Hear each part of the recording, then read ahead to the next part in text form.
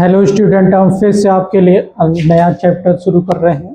आज हम पढ़ेंगे अनुपात और समानुपात के कुछ इम्पोर्टेंट कंसेप्ट जो आने वाले एग्जामों में आपको देखने को मिल सकते हैं। पहले हम कंसेप्ट को सीखेंगे, फिर इस पर हम क्या करेंगे, सवाल करेंगे किस तरह का सवाल एग्जाम में आता है। तो पहले हम कंसेप्ट को सीख लेंगे, फिर उसके बाद हम क्या करेंगे, इस पर बात करेंगे। देखिए, हमारे पास कंसेप्ट यानी कि कुछ कंसेप्ट है जो आपको एग्जाम में देखने को मिलता है। अनुपात और समानुपात के बारे में हम बात कर लेते हैं। देखिए, पहला कंसेप्ट हमारे पास मिश्रित अनुपात। मिश्रित अनुपात पूछेगा तो कैसे, देखिए हमारे पास तीन चीज़ है। ए बी का रेशियो दे रखेगा, बी सी का सी और डी का रेशियो दे रखेगा, और ई और एफ का रेशियो। तो पूछेगा मिश्रित अनुपात क्या होगा। तो मिश्रित अनुपात के लिए आपको क्या करने पड़ेगा कि पहले फर्स्ट तीनों का मल्टीप्लाई करें। जैसे पहला फर्स्ट इसमें क्या है, ए, इसमें पहला फर्स्ट क्या है, सी है, इसमें क्या है, ई है। इन तीनों का मल्टीप्लाई करिए, ए इंटू सी इंटू ई। इसी प्रकार सेकंड निकालने के लिए सेकंड का करिए, जैसे बी का करेंगे, फिर डी और फिर ई। यानी कि मिश्रित अनुपात के लिए पहली जो डिजिट है सबका मल्टीप्लाई करिए, दूसरी डिजिट का दूसरी से मल्टीप्लाई करिए।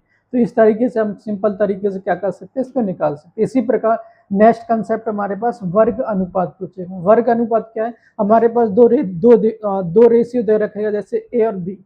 जैसे कोई संख्या दे रखा है, यानी 2 और 3 का हमें क्या बनाना है, वर्ग अनुपात बताना है। 2 और 3 का, 2 का क्या निकलेगा 4 और 3 का क्या निकलेगा 9। तो इस तरह हम क्या कर सकते हैं, निकाल सकते हैं। इसी प्रकार नेक्स्ट है क्या है हमारे पास, नेक्स्ट पूछेगा वर्ग मूल अनुपात। यानी कि अब इसमें वर्ग मूल अनुपात पूछ रहा है। अब इसमें पूछ रहा था वर्ग अनुपात, इसमें वर्ग मूल अनुपात पूछ रहा है। जैसे यहाँ पर दे रखेगा ए और ए, यानी कि ए का रेशियो बी को, जैसे यहाँ पर लिख दिया उसने 25 और 16 का क्या निकालना है, हमने वर्ग अनुपात निकालना है। तो ये पता है ये कितने का स्क्वायर होता है, 5 का, ये कितने का होता है 4 का। तो इसका जो निकलेगा वर्ग मूल अनुपात क्या निकलेगा, 5:4 निकलेगा। इसी प्रकार नेक्स्ट देखते हैं, यहाँ पर लिखा घना अनुपात। घना अनुपात मतलब दो रेशियो दे रखेगा हमारे पास, जैसे 2 और 3 दे रखा है। तो इसका हमें क्या बताना है, घना अनुपात बताना है। तो इन दोनों का क्या कर दोगे, घन कर दोगे। इसी प्रकार नेक्स्ट दे रखा है घन मूल अनुपात पूछेगा। अब यहाँ पर घन की संख्या दे रखेगा और उसको हमें बताना पड़ेगा ये कितने का घन होता है। इसी प्रकार नेक्स्ट है हमारे पास अनुक्रमानुपाती। अनुक्रमानुपाती क्या करेगा, इसमें पूछता है जैसे x अनुक्रमानुपाती y। तो यहाँ पर हमें अनुक्रमानुपाती की साइन की जगह मैंने k मान लिया। k क्या होता है, यहाँ पर नियतांक होता है। इसी प्रकार व्युत्क्रमानुपाती पूछेगा। व्युत्क्रमानुपाती का मतलब होता है 1/n में आता है, और अनुक्रमानुपाती का मतलब आप रखिए x y का वैसे ही आता है। इसमें क्या आता है 1/n में आता है। इसी प्रकार देखिए व्युत्क्रमानुपाती पूछा है तो हमें x बराबर व्युत्क्रमानुपाती की इसकी जगह क्या लगा देंगे, k क्या है, एक नियतांक है। k हमारा यहाँ पर क्या है, नियतांक, ठीक है। इसी प्रकार नेक्स्ट देखते हैं हम आपको कंसेप्ट नंबर 8। इसमें पूछेगा उल्टा अनुपात क्या है। उल्टा अनुपात जैसे हमारे पास A/B और C/D, इसका हमें उल्टा बताना है। तो B ऊपर पहुंच जाएगा, A नीचे आ जाएगा। इसी प्रकार D ऊपर पहुंच जाएगा, C नीचे आ जाएगा। इसी प्रकार कंसेप्ट 9 और 10 देखते हैं। कंसेप्ट 9 और 10 क्या कहता है उसके बारे में अभी हम क्या कर लेते हैं, यहाँ सीख लेते हैं। कंसेप्ट 9 और 10।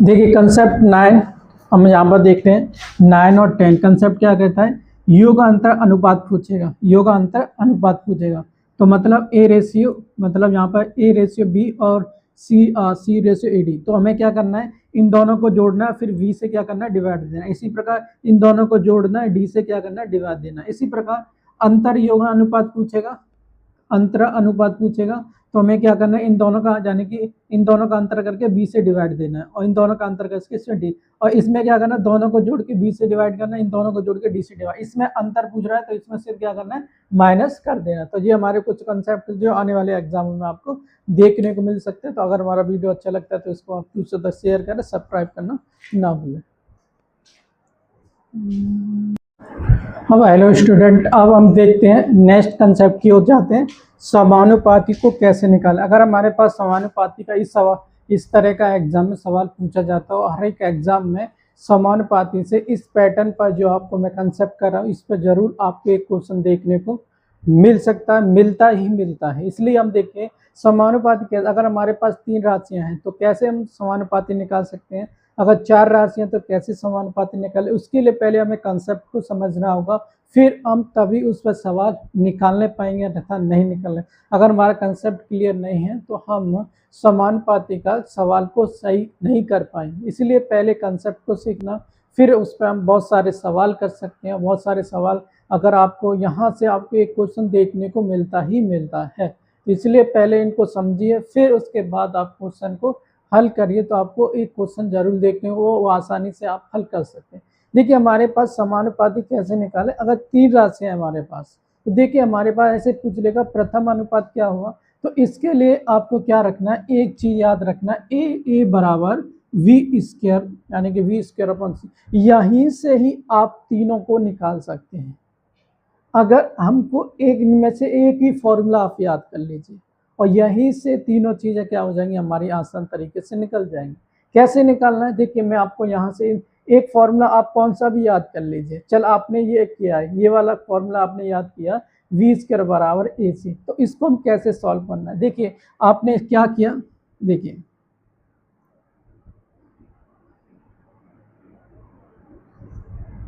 आपने एक ही फॉर्मूला याद किया, वी स्क्वायर अपॉन, यानी कि वी स्क्वायर बराबर ए सी, ये फॉर्मूला याद किया। यहीं से हमारे तीनों फॉर्मूले।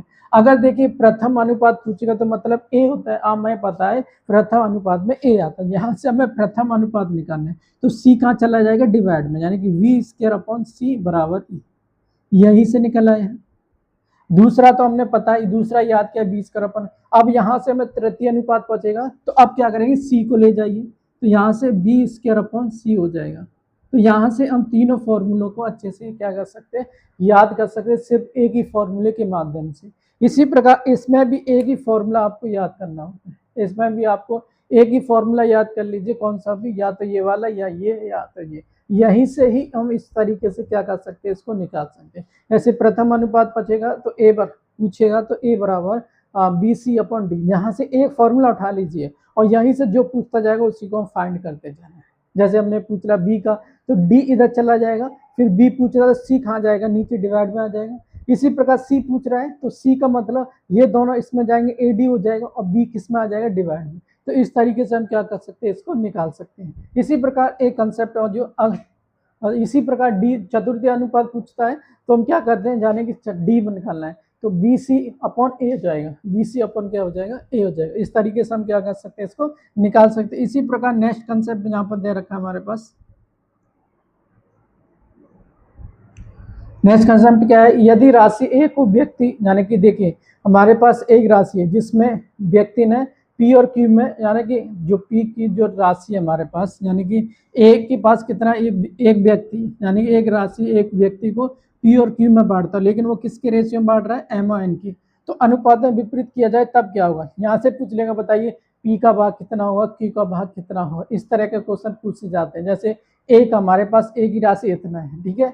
अब देखिए हमारे पास क्या पूछ रहा है, पी का भाग पूछ रहा है, तो हमें एम और एन के रेशियो में बांटना है।